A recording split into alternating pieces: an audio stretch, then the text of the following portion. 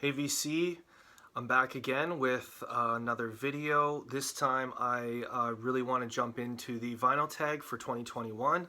I'm going to be doing the Rob Walker version. So let's get into it right now. So first one is album best pickup of the year, best album of 2021. For me, this is my Bob Dylan. I already mentioned this in my best pickups of 2021, so I won't get into it, but this is an original mono promo copy from 1962. This is my best pickup of 2021. Next, we've got a band or an artist you've seen live. Now, I'm going to kind of cheat a little bit with this one. The actual first band I ever saw live was a Canadian folk country band called Blue Rodeo way back in the 90s. And I do not have any Blue Rodeo albums. So I'm going to get a little bit creative and just show you another album that I have seen live. Now, this is Dark Side of the Moon. Now, of course, I am not old enough to have seen Pink Floyd live, not in person at least, and I certainly was not alive when this album came out. However, when I was a teenager, I did get to go see Roger Waters in Toronto, and he played Dark Side of the Moon in its entirety, and then the second half of the show, he just played other tunes of his and Pink Floyd's, and it was a fantastic show. So I just wanted to show that one. Next one is an album from a duo. You know, I've got a lot of Simon Garfunkel, Seals and Croft, that kind of thing. I know that those are kind of standards for the duos. So I just wanted to pick one that maybe I haven't seen yet. So I'm going with the Everly Brothers. Now, I mean, they're a duo. They've got a band with them too, so maybe they don't actually qualify, but there's two of them here, and that's my choice. So Everly Brothers is the duo. Next is an album in the Shrink. Now, I like a lot of people I've heard, I play my albums when I get them. I open them up. I don't keep anything sealed, but I do keep some of them in the Shrink to if they've got a cool hype sticker or something. So this one is the Black Sabbath debut with the hype sticker from Rhino Vinyl. I think this is around 2010 or 2011 pressing, but sounds great. So that's the one that is in the Shrink. Okay, next is the concept album. This is an album that I really got into this year, and I also introduced a lot of people to this this year. And I introduced about 4 or 5 people to this album this year, and they all loved it. And that is El Dorado by ELO. ELO gets a little bit of flack, I think, for sounding a lot like the Beatles. I know that John Lennon himself described them as son of Beatles. You know, I love the Beatles, and this sounds great to me. And this album in particular, the gaps, the fillers between each song is like an orchestra, and it just leads into every song perfectly. It paints a really great picture for a concept album. The concept of this one is like a guy who just daydreams all the time, and he goes off to this fictional place called El Dorado and daydreams about things. So check that album out if you're a fan of the Beatles or a fan of ELO. Next is an album you've not spun yet. This one here, Comedy Classics. This is from the 80s. It was a gift. It was donated to me. I've meant to listen to this so many times, and I've just never gotten around it. So this remains unspun, but soon. Okay, next, an artist you discovered in 2021. That is Emmett Rhodes.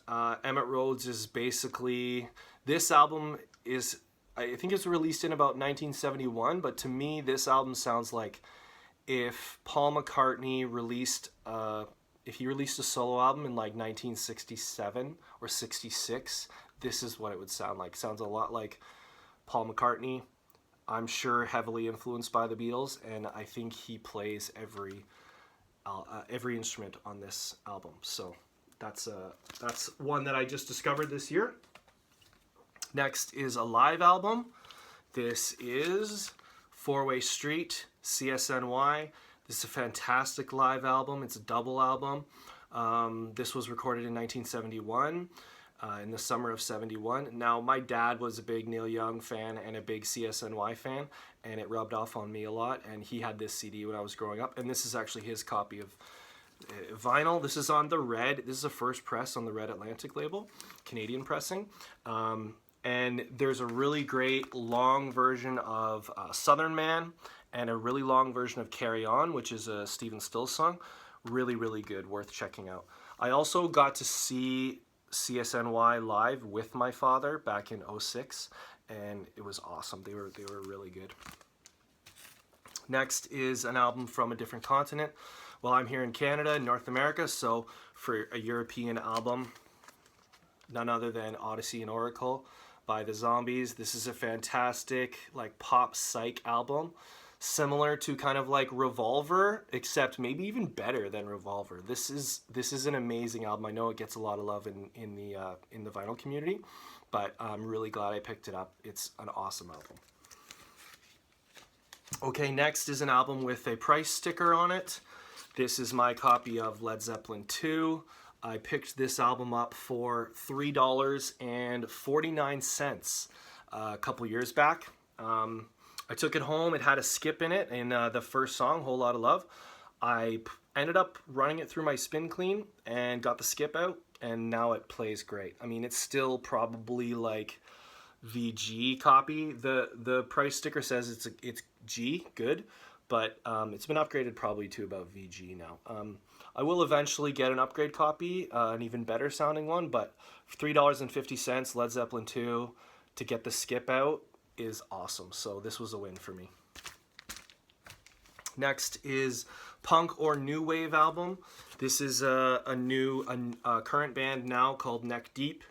This is their 2021 release, All Distortions Are Intentional. This is on yellow transparent vinyl. This was a gift from my buddy Eric at work, and that's a punk or new wave album. Next is a box set. I am severely lacking in box sets, so really the only legit box set that I have is Handel's Messiah. This was my mother's copy, and I kept it around because it's not something I ever would buy in a record shop. But you know, if you want some calming, relaxing music, if you're studying or reading or something, this can be good. So Handel's Messiah box set. Next is album with a sporting theme. This is Babe Ruth, First Base. I mean, you can't get much more sporty than Babe Ruth and First Base, and they're playing baseball, so that works. Next is a jazz album. Okay, I'm gonna cheat a little bit because I don't really have any jazz albums. They are on my list, and I will get some. However, the closest thing I have, and you're probably gonna laugh, the closest thing I have is this Isle of Wight. This is, and the reason why I choose it is because it has got Mr. Miles Davis. Miles Davis, and this is right around the Bitches Brew area. This was the summer of 1970. This album came out in 71, I believe. And he plays a really long version of a song called Call It Anything. Apparently it apparently is like 34 minutes long, and they cut it down to like a 17 or 18 minute version for this album. And after he got off stage, they said, "What do you call that song?" He said, "Call It Anything."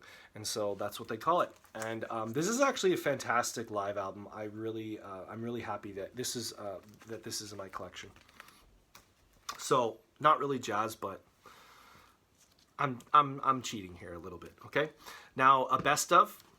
This is one of the first albums I ever bought, and that is Bob Seger, Greatest Hits. I'm not ashamed to say I love Bob Seger. This is another artist that this is my father's influence. He listened to a lot of Seger when I was growing up, and I had to pick this up because I love him. And I actually also got to see Seger live with my dad as well about 5 or 6 years ago in Toronto. and he still sounded great. The band sounded great. This is a double album. Oh yeah, just all the best hits on here. Love it. Okay, next is an album with at least 8 people on it, and this is Rush, Moving Pictures. There's, by my count, about 10 people on the cover here. And I chose this one specifically because this has got a bit of a shout out to Toronto, where I used to live. This is the, I don't know, Parliament House in Toronto, or where the Toronto politicians meet. I can't remember the name of it, but this is it. So I used to drive past this on the college streetcar every day. And here it is, Rush. Moving Pictures. This is also a Bob Ludwig master disc. Sounds amazing. Okay, next is a soundtrack album. Now, I actually don't really collect soundtracks. I had a few, and I purged a good bit of them. I still got a few left, and but this is the one that I'm choosing that will definitely not be purged. Hard Day's Night, The Beatles. This is actually on the United Artists label. Yeah, this is from, I think, 1964, I think. Next is VCLT. And here is Manassas. This is a Stephen Stills project. This was gifted to me by my friend Sean. Shout out to Sean. You know, Sean, he's actually also in the VC. He's got a record collection, a small one, but a record collection nonetheless. And Sean is a super generous guy. He kind of sneakily gave this to me. We were hanging out one day at my place, and he just kind of asked me, we're listening to records, and he's like, what's one record that you don't have and you really want? And this isn't a particularly expensive record, but I haven't seen it up here in Canada. This is a US pressing, and I've never seen it up here in Canada. And I mentioned, I was just like, I heard that there's this Manassas album by Stephen Stills, and I've heard it's good, and I've never seen it anywhere. And then about 3 weeks later, box showed up on my front step, and he had ordered this online for me. So this is a double album. This is a band that Stephen Stills put together after CSNY broke up. This is around, I think this is 1972. This is a good album. Double album, every side is a different theme, like rock and roll, and then folk, and then like Latin fusion almost. So definitely worth checking out. Next is an album with no writing on the cover. This is Help Us Stranger by the Raconteurs. This is from Third Man Records. This is, I think it came out in 2019. This is their third album. Great. I love Jack White. I love the Raconteurs, and this album is awesome, especially the last track. Turn it up real loud. It's awesome. Next is a colored vinyl. This is Matt Mays, Coyote. Matt Mays is a Canadian rock and roll artist.